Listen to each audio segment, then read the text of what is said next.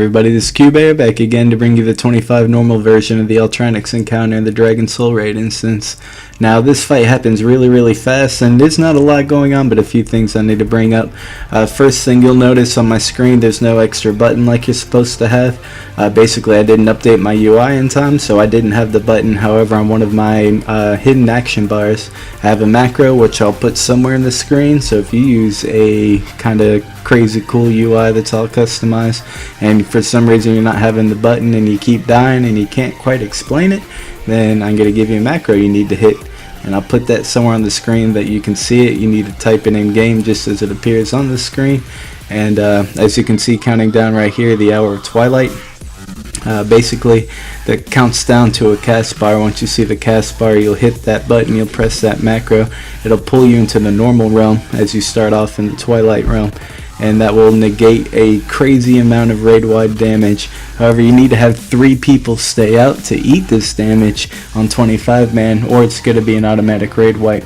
The way you handle that is Ferals can actually do this quite well with Survival Instinct Spark Skin combination.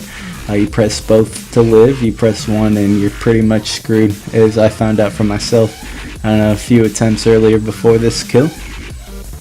But so as you can see on the next hour Twilight, I will stay out, and you can see with Survival Instincts and Bark Skin and Cat Form how much health you got to play around with.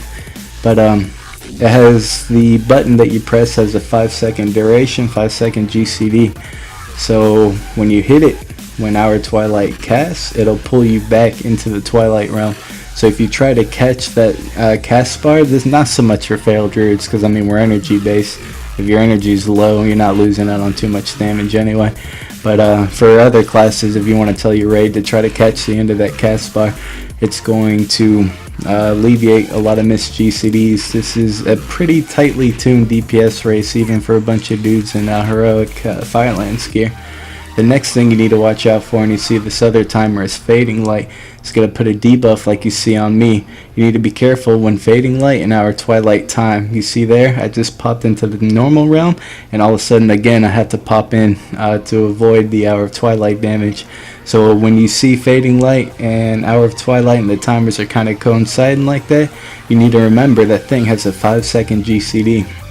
So try to catch Fading Light about 4 seconds in, so that you pop out just as the debuff's falling, and then you can catch the cast bar while your GCD is CDing, and you'll be able to survive. Now as you can see, this is straight mangle fight. There's no shredding involved. All the Mew guys got together, big props to them. Definitely love and follow their work, so if you're watching, love you guys. But they got together and figured out the glyph of Mangle as well as Berserk and Rip are the glyphs that you need to use on this fight, even with 4-piece tier 12, so that carries all the way through Dragon Soul. If you're trying to really maximize your damage, those are the glyphs you want to use instead of bloodletting. You're pretty much just replacing that with Mangle. You're gonna go through here, and it's just, this is one of those fights where, you know, there's not too much going on. The healers got some buffs that they got to worry about.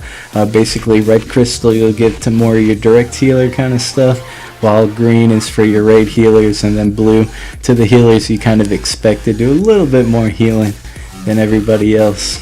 And so that's how you handle those crystals that'll spawn in the back. The tanks got their buff that diminishes their cooldowns. Last I heard, you can pop bear form about 7 to 10 seconds in the fight. Thrall will yell something and it'll cast the Last Defender of Azeroth. If you go into bear form, you'll get this buff. If for some reason you don't have enough raid cooldowns to eat all the hours of Twilight, this will free up. Basically our raid used 5 groups of 3, so 15 different people. Well, not really, because the tanks were rotating every other one, but anyway, I used 5 groups. That way all the 5-minute cooldowns like Bear Wall and stuff like that would be up on the 5th rotation. So as you can see, I will eat another one now that my Bear Wall's up. But yeah, other than that, it's just, you know, maintain that good single target. The only other thing I can say is if you're having crazy FPS loss like I had on this fight, first update your UI. Second, close your max camera distance. Your view distance will free up. As you can see at the end of the fight, all this AoE going off, it's pretty hectic. And then don't fraps, because obviously that's an FPS loss. That's really everything for this fight. Hope you guys enjoyed it. I'm Qbear from FluidDruid.net. Make sure you're checking out Learn to Raid for all their advanced fight tactics and stuff I didn't cover.